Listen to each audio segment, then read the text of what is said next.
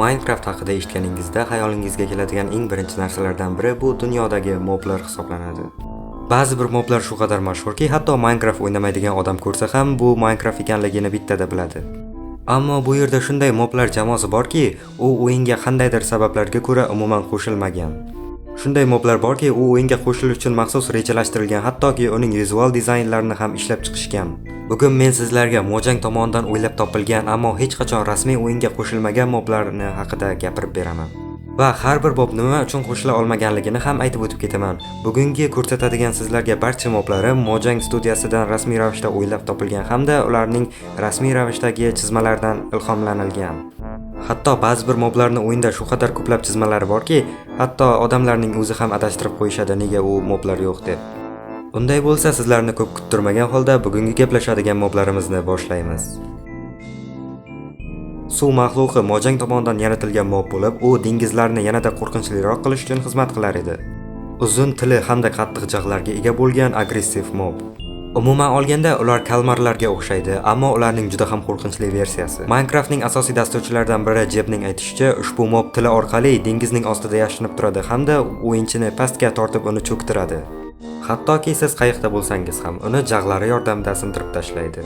Ushbu mob ilk bor 2017-yildagi moblarga ovoz berish jarayonida qatnashgan hamda ushbu ovoz berish jarayonida qaysi mob g'olib chiqsa, o'sha mob qo'shilishi haqida aytib o'tishgan. O'sha paytda moblarga ovoz berib, natijasi chiqqandan keyingina Minecraftning yangilanishini e'lon qilishgan. Ovoz berish jarayonida Fantom g'olib chiqadi. Ovoz berish jarayonlari tugagandan so'ng keyingi Minecraft yangilanishi okeanlarga bog'liq bo'lishi hamda bu katta yangilanish bo'lishi haqida e'lon qilishgan. Bu yangilanish suv osti dunyosini tubdan o'zgartirib yuborgan. O'ylashimcha, agar o'yinchilar keyingi yangilanish okeanlarga bog'liq bo'lishini bilganlarida, albatta suv maxluqiga ovoz berishgan bo'lishar edi. Tasavvur qilingi, ushbu mob bilan nayza yordamida urushish qanchalar ajoyib bo'lar edi. Ushbu mob ovoz berishda yutqazib qo'ydi hamda shundan keyin u o'yinga umuman qo'shilmadi hamda ushbu mob haqida umuman eslanmadi hamda gapirilmadi.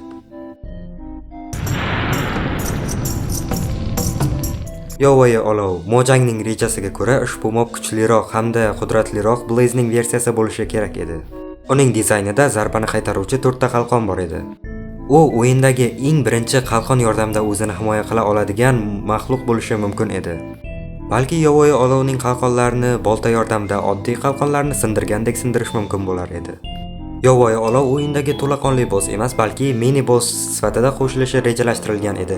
Ammo u Mojang fikriga shu qadar yoqib qoldiki, hattoki uni keyinchalik Minecraft Dungeons o'yiniga haykali hamda uni mini boss sifatida ham qo'shishdi.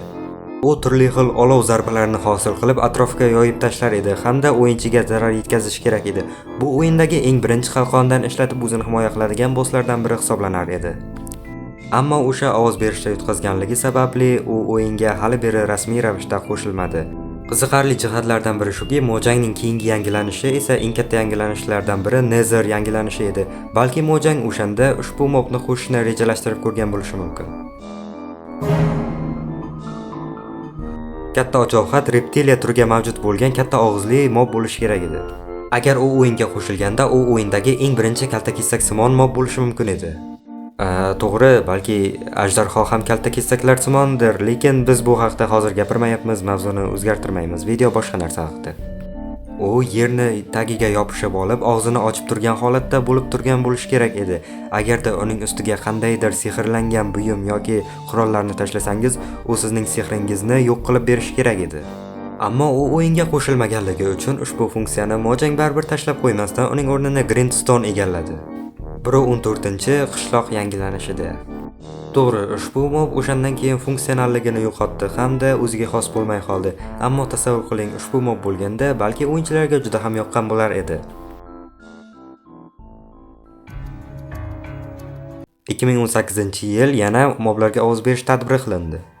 Bu safar mob emas, balki keyingi Minecraft yangilanishida butunlay qo'shiladigan butun boshli biomga ovoz berish jarayoni edi. Keyingi yangilanishda qo'shilar edi. Savanna biomi bilan birga kiritiladigan moblardan biri bu tuyaqush edi. Hayotdagi katta qushlardan biri bo'lib, u ham hayotdagi kabi o'z boshini qum tagiga tiqib olishi kerak edi. Meni fikrimcha, agar ularga egar qo'shilganda, bu Minecraftdagi eng ajoyib transport vositalaridan biri hisoblanar edi, xuddi boshqa o'yinlardagi kabi. Afsuski, ovoz berish jarayonida tayga g'olib chiqqanligi uchun u hech qachon o'yinga qo'shilmadi. Agarda savanna g'olib chiqqanda biz nafaqat tuyaqush, balki termitlarni ham ko'rishimiz mumkin edi. Lekin fikrimcha, u 3D modeldan ko'ra ko'proq blokning animatsiyali teksturasi kabi qo'shilar edi. Ammo bu baribir hissiyot uchun ajoyib bo'lar edi. O'shandan keyin biz hali ham tuyaqush haqida deyarli hech qanday yangilik eshitmadik. U o'yinga qo'shilishi hali ham juda ham noma'lum. Surikatlar ham 2018-yildagi biom ovoz berish jarayonidagi variantlardan biri edi. Ular ham xuddi hayotdagi kabi Minecraftda ikkita oyoqlari bilan tura oladigan bo'lar edi. Agarda biz o'sha paytdagi animatsiyani real o'yinga qo'shiladigan qilib hisobga olsak, ular o'rnida turganda bir blokdan birozgina baland bo'lishar edi. Bu aniq emas, ammo ular xavfni sezganda biron joyga yashirinib olishlari kabi xususiyat bo'lishi mumkin edi. O'sha ovoz berishda yutqazganidan keyin uni shunchaki javonga solib qo'yishdi va biz uni hali beri ko'rganimiz yo'q. Ko'rganingizdek, siz yotgan bo'lsangiz, bu yerda Mojang o'ylab topgan bir-biridan qiziqarli g'oyalar hamda moblarning variantlari mavjud. Mojang esa ulardan hech biridan foydalanmagan, ammo hozirgisidan esa u albatta foydalangan. 2019-yili Mojang yana bir biomga ovoz berish jarayonini uyushtirishga qaror qiladi, hamda g'olib bo'lgan biom xuddi keyingi safargidek Minecraftning kelasi versiyasiga qo'shilar edi. Tog'lar hamda terrakota biomi bilan birga qurbaqa botqoq biomi bilan birga kelishi kerak edi.